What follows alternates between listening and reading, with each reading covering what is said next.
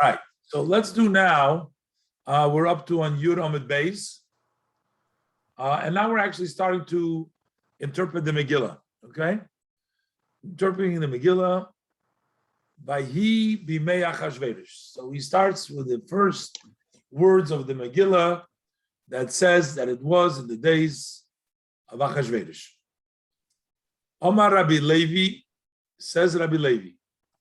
The Itema and other people say that it's Rabbi Yonason, the one that said it. That Dover ze mastoides beyodeinu me'anshe knesses hagdola. The following item we have by tradition from the men of the great gathering. What did they say over there? That kol mokim shenemar, wherever the verse states vayihi, if it starts off like here vayihi and it was, einoi elo loshin tsar, that is but a language of pain. So whenever we say vayihi, it means that there is pain to follow. That is the language of vayihi. And he brings examples. In Esther, Perik Aleph, Pasuk Aleph, the verse that we're starting over here, it says, Vayhi bimei Achashverosh. So what was the pain then? Have a Haman. Then we had to deal with a Haman. In Rus, in Perik Aleph, Pasuk Aleph, over there it says, Vayhi bimei Shveit HaShoftim. It was in the time when the judges judged. What happens over there? We learn Haverov. There was a hunger that followed. That was tsar. In Breishis, Perik Vav, Pasuk Aleph, the Pasuk says, Vayhi kehechel ha'odam larev. When the people started to become many on the face of the earth, so it says also, Vayhi.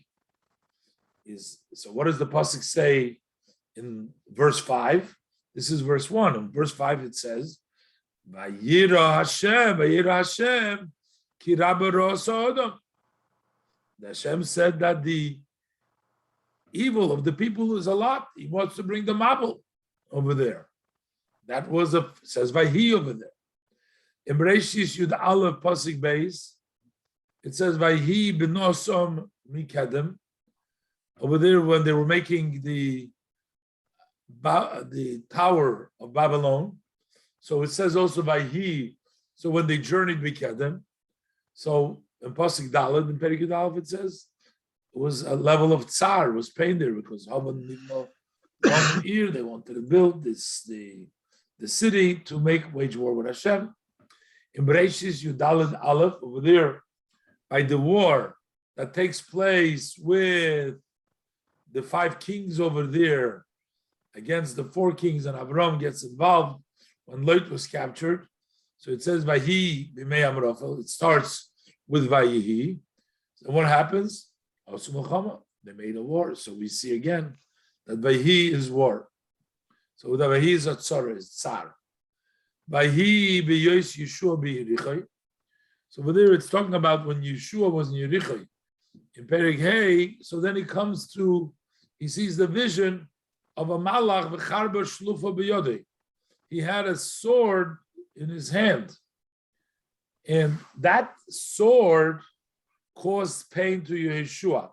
Rashi explains, what does the sword do? And he caused pain to Yeshua. Al bittul Torah, v'tamid shel bein ha'arboim, because he rebuked Yeshua. Then we had it in the Gemara earlier. Mabasa, so he rebuked them on not studying Torah, and Tobit Shalbein Harbaim, that they had not sacrificed due to the war. So this was a Mekid Omer little bit Pirkin, as we learned earlier in the Perek Gimel Aleph, that the main thing was the Bittul Torah that they didn't. The Gemara wanted to prove there that Bittul Torah is greater. So the Gemara says that he rebuked them for not studying Torah. Then we have in Yeshua Perik Vav Pasuk of Zayin. It says, "Vayihi Hashem es Yehoshua." So again, it starts, Hashem was with Yeshua. Why do we learn? This is actually before Pasuk Aleph, by Yimalu b'nei Yisrael. They violated, the Jewish people violated against Hashem. So you see again, there was tsar there, there was pain there. In Shmuel Aleph, in Pasuk Aleph, Shmuel Aleph, Perek Aleph, Pasuk Aleph, starts off by He ish echad min Masayim. Tells you the story about Chana and Elkanah, how they went to the Beis Hamikdash. So it starts with Vayhi. There was a man for Masayim Tzofim. There's also pain there because it says, Ki Hashem, Ki as Chana Ohev. He loved Chana. Hashem Sogar Achma, and Hashem had closed the womb. She didn't have any children. So that's tsar over there. That's pain over there. Shmuel Aleph Ches, Perek Ches Pasuk Aleph, says Vahi Kashezokin Shmuel. Shmuel also says Vahi, and in Pasuk Gimel it says there, Lo Chubanu B'drachav. His sons didn't go in his ways. Again, tsar. Shmuel Aleph Perek Ches Pasuk Yudalet, or he says Vahi Dor David L'Chol Dvorov Drachav Maskin Hashem Imay. So David, in all of his ways, was understanding, was clever, and Hashem was with him. So that seems to be good, but it says Vayhi. Because following that pasuk previously, in the pasuk test, over there as well, it says Vayhi David, it says Vayhi Shaul, Oyin as David. And Shaul was going against David. Rashi, Vahi David l'chol dvorav maskil v'Hashem imay. Ksiv ha'asam, further it says in the pasuk, Vayishol oyin as David b'shvil hatzlachosei. He was envious of David because of his success. So this is the tsar that took place because that's why it says Vahi.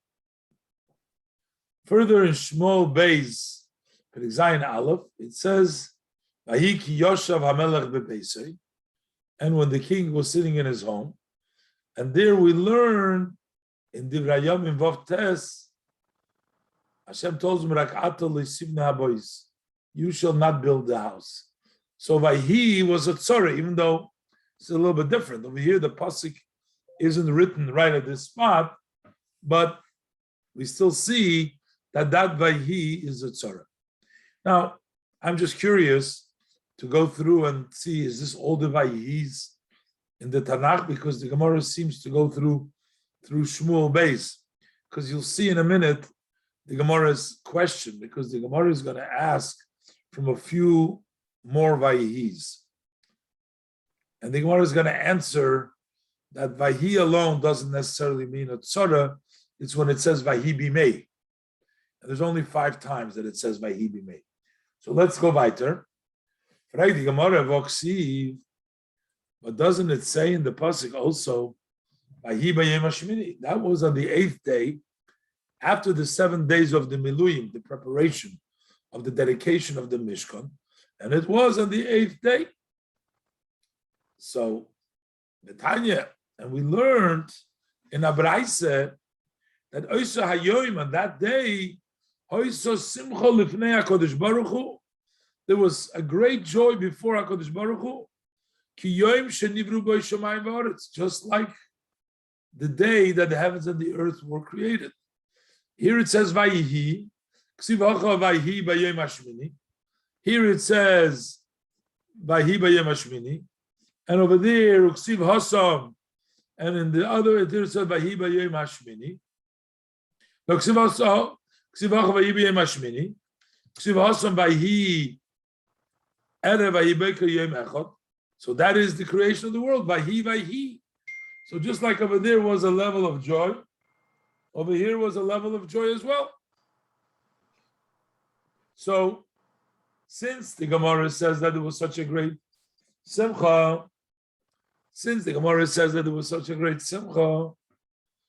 so how could you say Vahi B'Yom HaShmini is a day of sadness? Vahi is sadness, that there's tsar. And what answer is very simple. Hashachim Nodav Avihu died at that point. So there is tsar over there.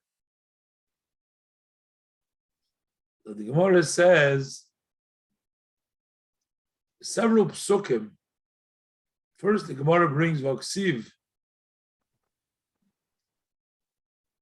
I just want to see.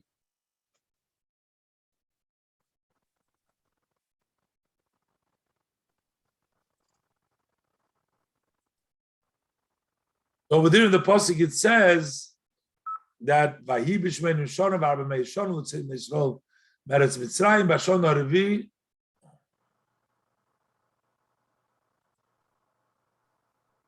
I don't want that source. I just quickly took that page over there. I didn't realize that it's a non-Jewish page, so I quickly looked it up. Vahi b'shmein Shana v'arba mei Shana l'tzei Yisrael meretz Mitzrayim. Even a bayis to Hashem, he built the bayis to Hashem.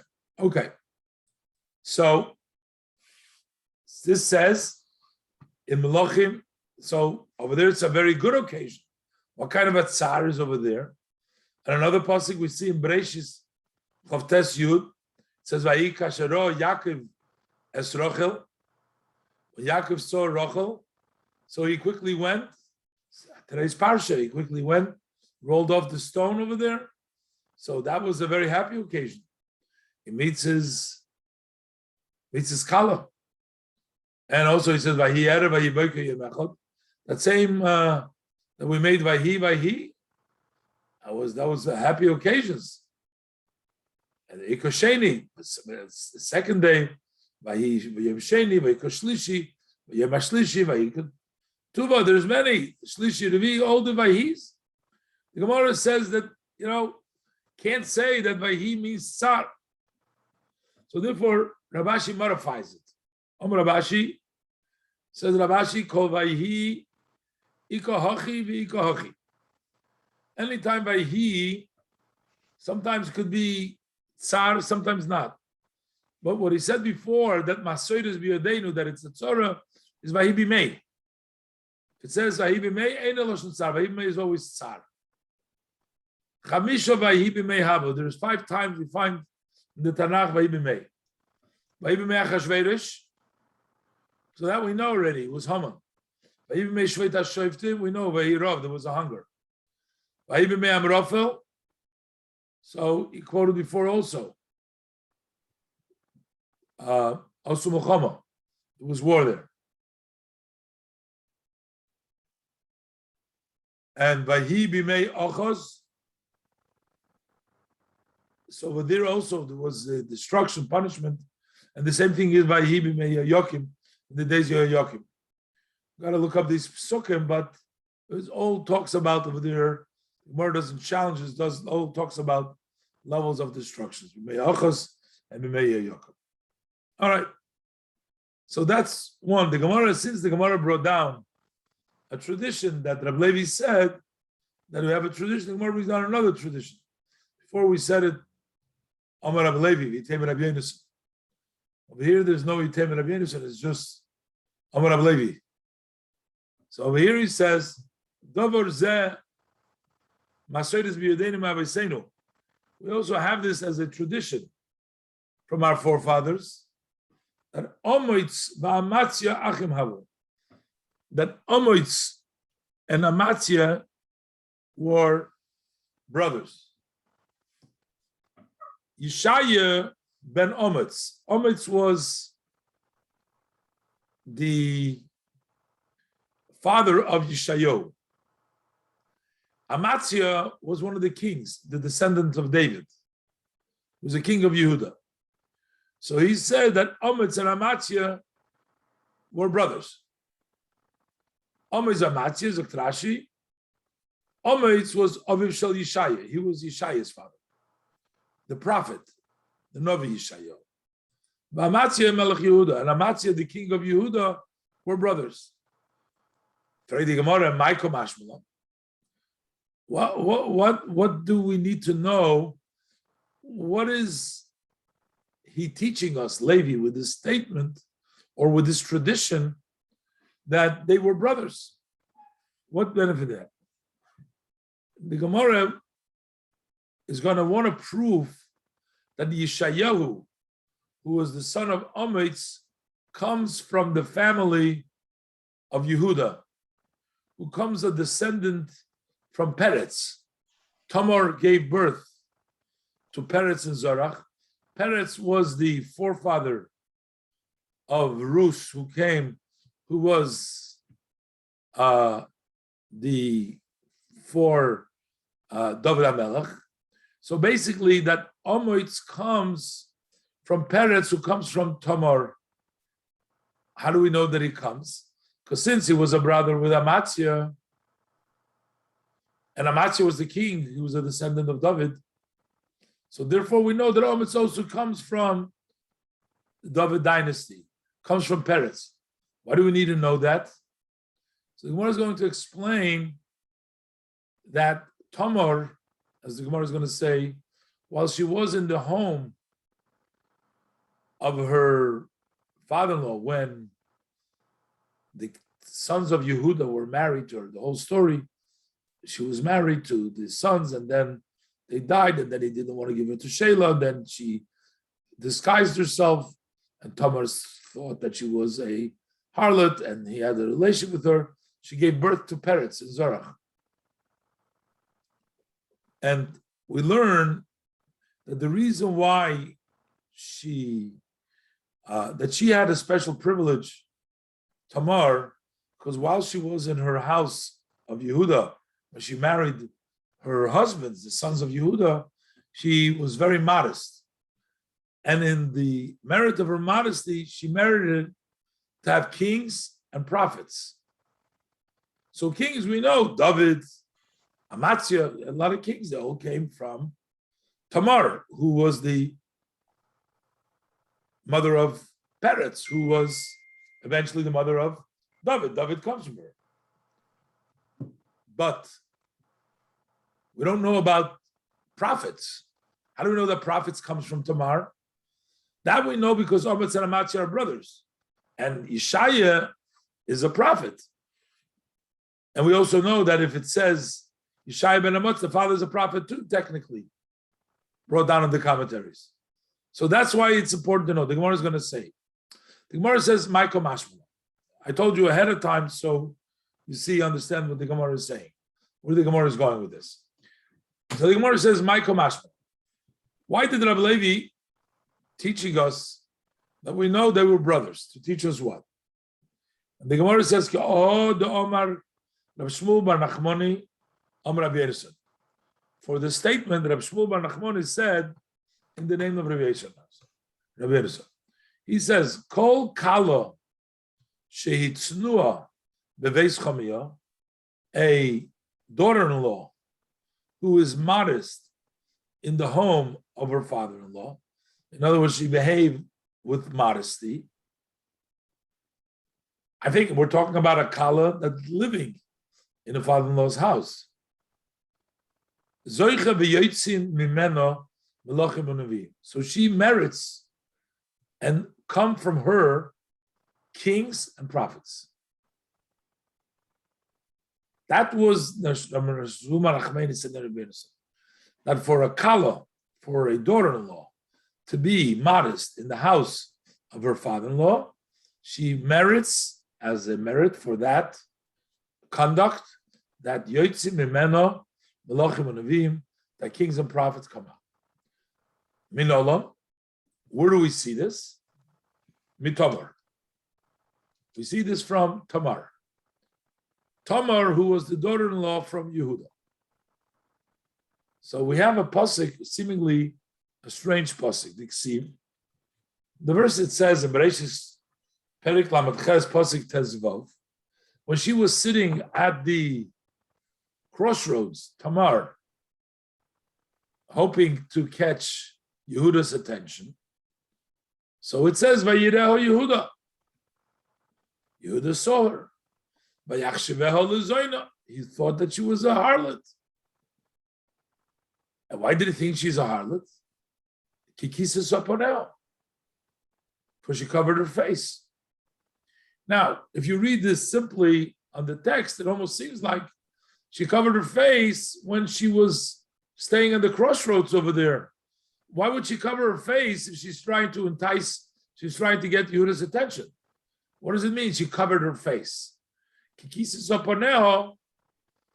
Then she would come across modest. Why would Yehuda think that she's a Zaina? Why would she think she's a Zaina if she covered her face? So the Gemara asks, because she covered her face, that's why she thought of her as Zaina? So he says the pasuk means something else. The reason he didn't know that she was Tamar, and he thought she's a Zaina, because in her home, when she lived with her, she used to cover her face. He couldn't tell her who she was when he met up with her. So the reason why he thought that she was a Zaina is because Kikis Sapanel when she was his house. Ella, but rather what the pasuk means, Meshum di Kis Sapanel the Beis Chamio, because she covered her face in her father-in-law's house. And he didn't know her. And therefore,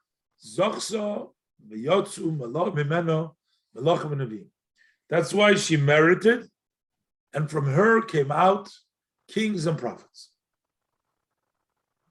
Okay, so kings we know, because we know David HaMelech comes from Peretz, who's the son of Tamar. As we read in the Rus, the whole order, the way the descendants worked. But the Nevi'im, where is the Nevi'im from? Let's first do the Rashi.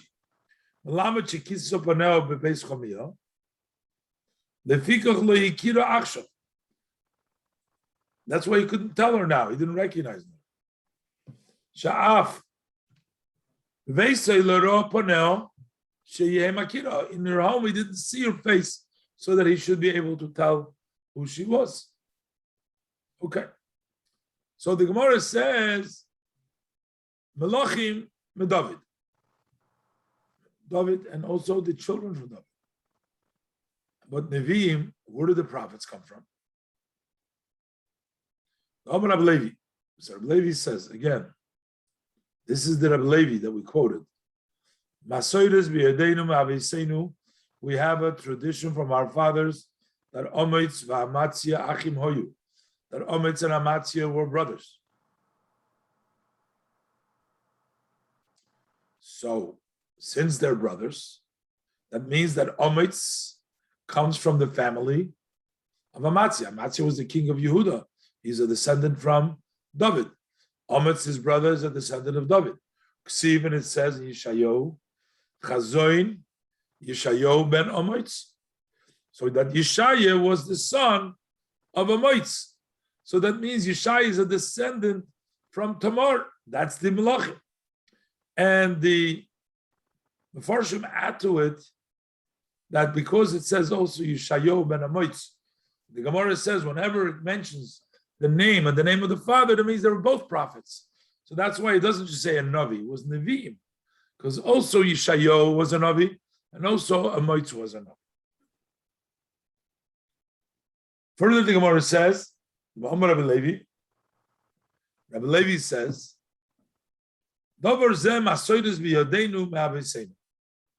we have the following tradition in our hands from our father. That what? That Mokim Oren Einay Min Hamida. The space where the Oren stays is not part of the measurement. Meaning it was a miracle. The Oren, you put it down, it didn't take up any space inside the place you put it. You put it into the Kodesh HaKadoshim. And when you put it down, miraculously, it didn't take up any of the space where you put it down. Let's do the Rashi. Eine min hamida, meaning, eine oiches lemait midas karka. He does not grab hold to take away the measure of the ground, l'chol tzedot. to all the sides where you put the Aron down, it didn't take up any space from there. Klum. Kidekatoni, as we learn, that yesh loy eser ames l'chol ruach, that he had 10 ames to each side. There were 10 ames to the right, to the left, to the front, to the back, to Mizrach Ma'ariv, within the it was sitting exactly in the middle. And there were 10 amas from him to each of the sides, if you measured. But the Yesh Rebach Beinoi Lebein Aksolim. So if you measured how much is from this edge of the Oren to the wall, 10 amas. Each side you measured, you'd start from the corner of the Oren, 10 to that side, from each of the sides. The entire area was 20 by 20. So it turns out that the Oren didn't take away any of the space. So it was there, it was a box, and the box had space, had to have space. But when you placed it, it didn't take away any of the space of the Beis Hamikdash, of the 2020, because if you measured from one side to the end, it was 10 amas, measured from the other side, it was 10 amas, and there was only 20 amas in total. That means it didn't take up any space. That means Mokum Oren Einam in Amida. Tanya Nami Hochi, we also learned so in Abraisa, that Oren also Moshe, that the Oren that Moshe built, that Moshe made, Yesh lo Yasser Amas l'chol ruach. So there is 10 amas measured to each side. You would measure from the edge. You didn't measure from the middle of the Oren. Then there wouldn't be a problem. But you measured from the edges. You measure from the edges of the Oren to each of the side. You got 10 amas.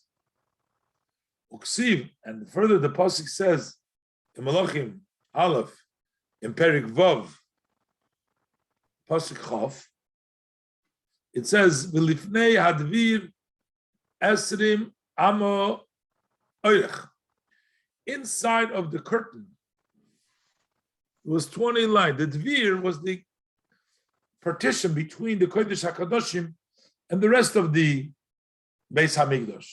So it says over there, inside of the dvir was 20 amas length, which means, says Rashi, Lifnei Advir, Cholol Beis Kodesh HaKadoshim. That's the area, the hollow of the Kodesh HaKadoshim, the Holy of Holiest, Shu Lifnim Hadvir.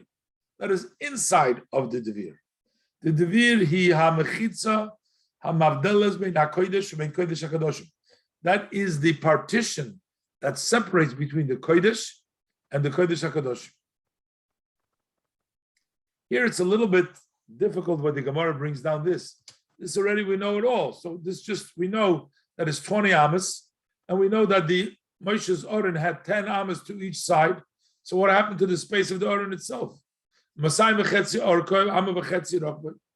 had space, and we're after that space. It didn't take up any space. That means Mokum Oren in Amida. He brings down another pasuk, and some of the Mefarshim says that the pasuk doesn't really belong here because it doesn't seem to say anything. It says over there, it talks about in the Beis Hamikdash they had Kanafa Kruva Echod Eser Ames, that the wing of they had the two chariots standing in the Kodesh HaKadoshim. The wing of one kruv was 10 amas, and the wing of the other kruv was 10 amas. They were standing next to each other. The wing means from tip to tip. They were 10 amas, so together was 20 amas. But this doesn't seem to the conversation over here. But in any event, the Gemara calls it Aron Gufa Heichi Havikoi. So where was the Aron standing? If there's the spaces, so where was it standing? So that means it was standing by a nes. Where did it stay? On the floor. It was not miraculously. It stood there miraculously, but it didn't take up any space. So where was it staying? So it must be benes. So we learn from here that it was standing with a nes. All right. Go weiter. Sag die Gemara, Rabbi Yonason Pasach lo Pischaso lahai Parshasa meocha.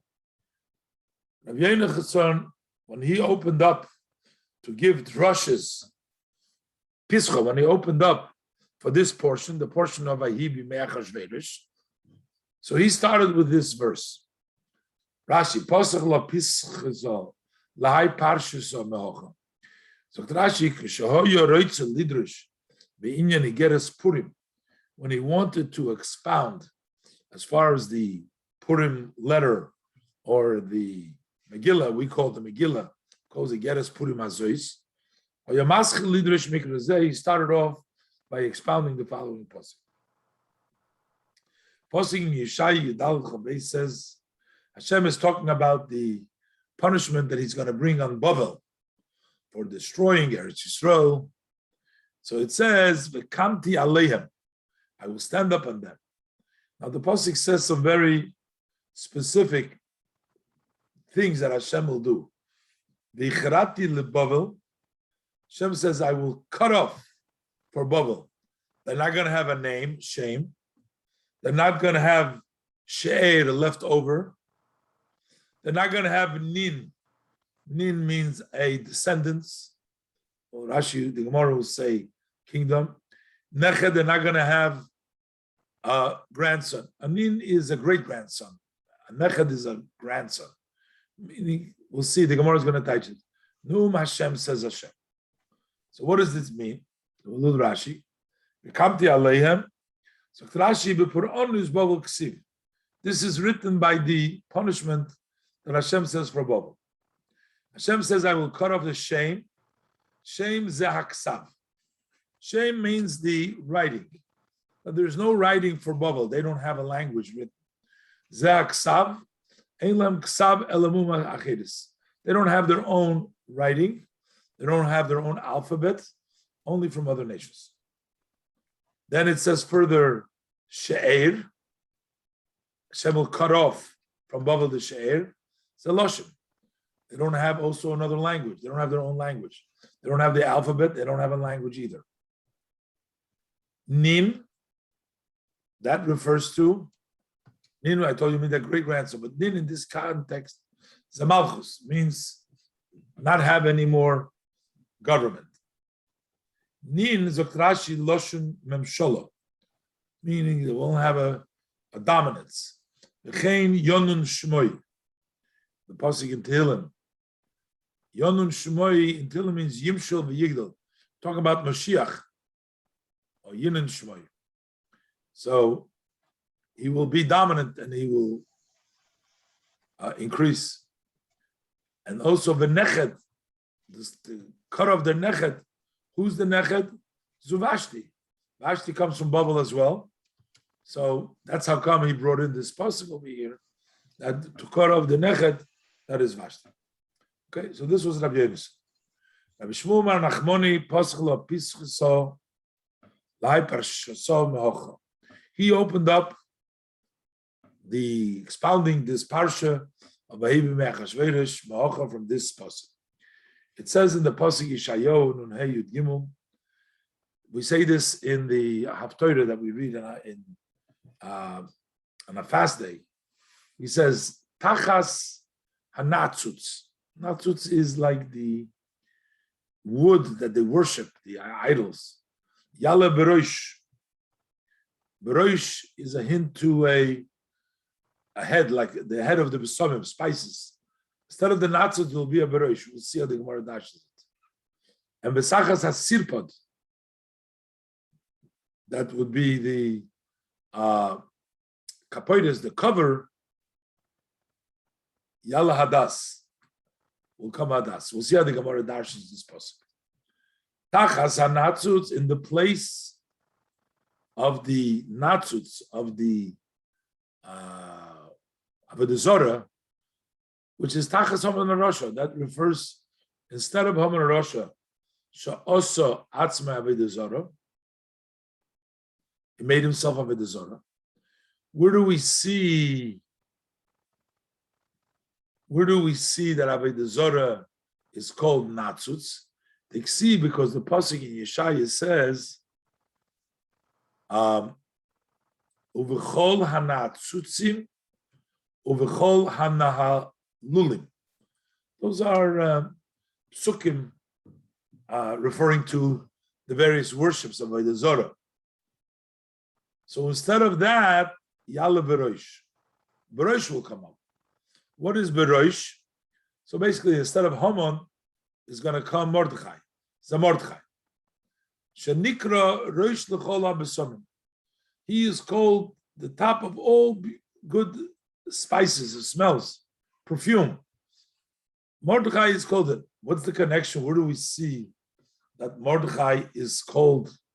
See, in the Pasuk, in Aramaic, Mordechai is called, that's the top one. Psamim Rosh. Psamim Rosh means the top perfume is Mordechai. Mordechai is Mora Tachya, which spells Mordechai. You'll see, the Gemara says. So Yalla Berosh is a Mordechai. That refers to Mordechai. Shenikra Rosh L'chol HaPsamim. Mordechai is the top of all the Psamim. That's why it's called Berosh, the top of all the Psamim. How so? Shenemar, because the pasuk says in Shmois, when the Torah tells you to take the various kinds of spices, perfumes for the Shemen HaMishcha, so the pasuk says in Shmois, Perik Lamed pasuk of Gimel, it says Va'ato kach lecha b'samim rosh. Take yourself the top, best perfume, and it says Morderer.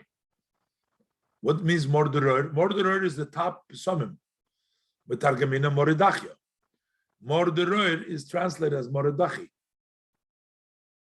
And that's Mordechai. So that's why, that's the connection to Berosh, the head.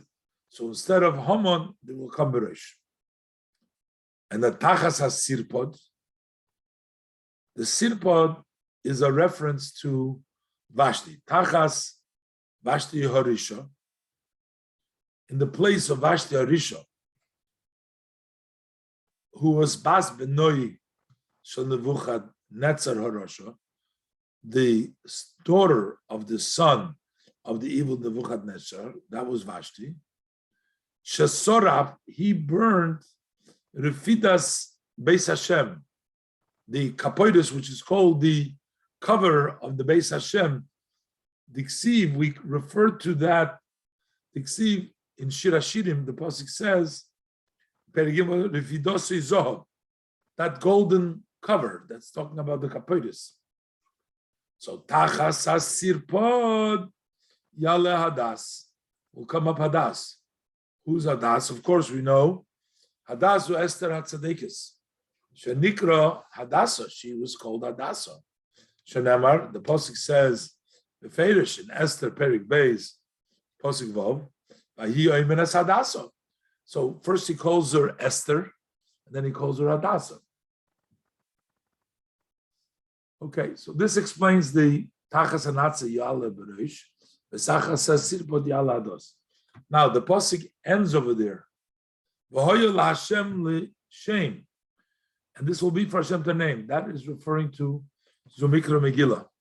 That is reading of the Megilah. A name for Hashem, always mentioning Hashem.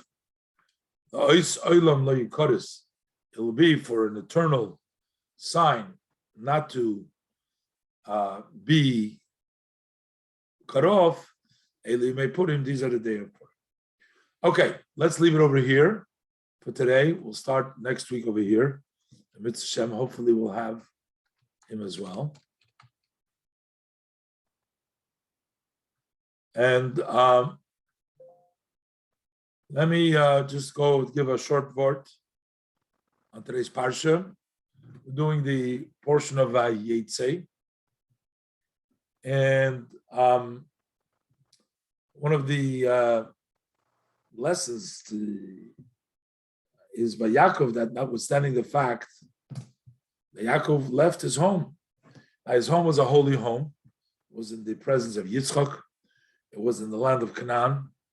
He was basically forced to leave his home. He was worried about his brother Esau chasing him and killing him, the anger, because he took his Megilah, he took the blessings. So he goes away to the land of, leaves Canaan. He goes and he has to live with this person, a deceitful person, who changes him, who changes his pay, he changes his deals with him all the time. But something very surprising, which is actually today's parsha on Tuesday, the parshas Vayetze, we see that most of the children, all the tribes where the Jewish people come from, and we know while Avraham had one good son, one bad son, Yitzchak had one good son, bad son, Yaakov, all the 12 sons were tzaddikim, b'tosei shlema. Where were they born? They were born under the influence of Lavan. They were born outside of Eretz Yisrael, away from Yitzchak, and yet they were all tzaddikim. What does this message tell you? The message tells you that sometimes, when you go out and you leave your comfort zone and you go out and you deal with matters of the world, you actually gain Hashem's blessings, that you're able to serve Hashem without distractions, without interferences, and be very, very successful. I see this sometimes you have the Rebbe's shluchim, they went out in faraway communities where they're lacking some of the support system that they have in the communities that they live in. And yet, you see, you can overcome all the difficulties, the challenges that you have, and still, serve Hashem with great success, and like Yaakov did. Matter of fact, that Yaakov had the blessing from Hashem that his seed will be kafara oretz, like the sand of the earth, and they will burst out to the east, to the west, to the south, to the north or west, east, south, north. Tell people the Rebbe's motto was faratzta. You have to burst out. Don't stay here. Just spread out Yiddishkeit all over in all corners of the world. Faratzta. Matter of fact, some people do the numerical value of the word faratzta. 80, 200, 90, and 400 equals 770. Faratzta equals 770. Because this was the motto, to go out and conquer the world and make a change and help the world become a better place. I told a story, I don't think I told this last week by the convention. They told a story about this fellow came to the Carolinas over there, and he comes to this. Did I tell this story last week? And he told him, he met this guy, he was a philanthropist, he was very known in the community. So he goes to meet him, he prepared a speech, what he's going to tell him, that he needs, what he wants to do in the community. And the guy cuts him off halfway, and he says, did you unpack your bags yet? He says, no. He says, don't unpack them. This is not New York over here. He says, matter of fact, both of my daughters married Goyim, he said, and, this is not the place for you. Then he says, turns out he became his biggest supporter later on, and he built, and he's made a big, huge difference. He has a lot of Chabad houses there, a huge campus and everything else. And, his message was basically, look, we all have a lot of bags, we have a lot of good and energy, positivity that we can share with the world. And we have a lot of bags to unpack. We just got to unpack.